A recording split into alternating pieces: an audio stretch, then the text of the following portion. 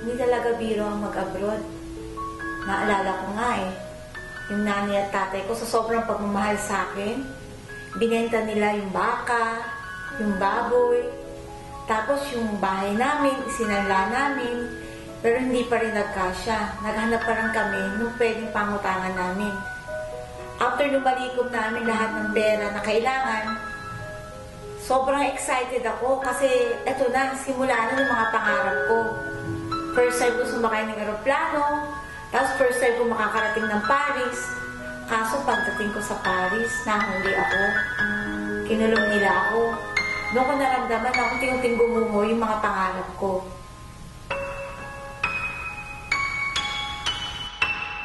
Pero nakita kong umiiyak na sila.